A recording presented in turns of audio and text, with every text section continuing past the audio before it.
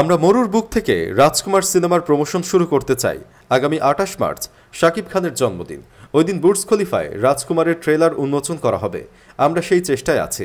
এজন্য সব ফর্মালিটি সেরে ফেলেছি। ২-১ দিনের মধ্যে কনফার্মেশনও পেয়ে যাব। কথাগুলো বললেন শাকিব খান অভিনীত রাজকুমার সিনেমার প্রযোজক আরশাদ আদনান। শুধু বাংলাদেশ নয়, যুক্তরাষ্ট্র, লন্ডন, মধ্যপ্রাচ্য, কানাডা, ভারত সহ বিশ্বের বিভিন্ন দেশে রাজকুমার মুক্তি দেওয়া হবে বলেও জানান এই প্রযোজক। বুধবার ২০ মার্চ রাজধানীর গুলশান ক্লাবে রাজকুমার সিনেমার পক্ষ থেকে আয়োজন করা হয় ইফতার মাহফিলের। সেখানে সিনেমা সংশ্লিষ্টরা ছাড়াও উপস্থিত ছিলেন সংবাদকর্মীরা। সেখানে এসব তথ্য জানানো হয়।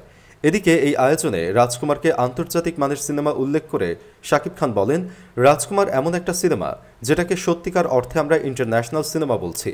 বহু দেশে একসঙ্গে সিনেমাটি রিলিজ হতে যাচ্ছে। যেসব দেশে বাংলা সিনেমা চলতো না, সেসব দেশে প্রিয়তমা গর্বের সঙ্গে চলেছে। ইতালি থেকে ইংল্যান্ড, আয়ারল্যান্ড, অস্ট্রেলিয়া, নিউজিল্যান্ড সহ অনেক দেশে মুক্তি পেয়েছে।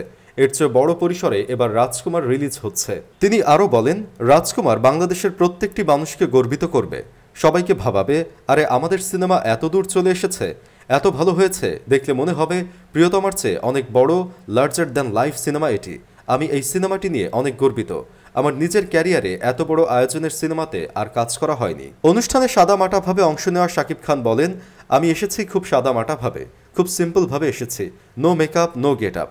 আমি আমার সহকর্মী, বিনোদন সাংবাদিকদের কাছে এসেছি, উদ্দেশ্য একসাথে কিছু ভালো সময় কাটাতে। রাজকুমার সিনেমার নির্মাতা হিমেল আশরাফ জানান, আজ ২০ মার্চ সাংবাদিকদের মুখোমুখি হলেও কোনো কন্টেন্ট প্রকাশ করছি না, বরং আগামী সপ্তাহ থেকেই প্রচারণার মূল কার্যক্রম শুরু করবেন তারা। রাজকুমার সিনেমায় শাকিব খানের নায়িকা মার্কিন যুক্তরাষ্ট্রের নাগরিক কোর্টনি কফি। দেশের পাবনা, ঢাকা, নারায়ণগঞ্জ, মানিকগঞ্জ, সাজেক এবং নিউ ইয়র্কে দীর্ঘ সময় নিয়ে সিনেমাটির শুটিং হয়েছে। আসন্ন রোজার ঈদেই প্রেক্ষাগৃহে মুক্তি পাবে সিনেমাটি।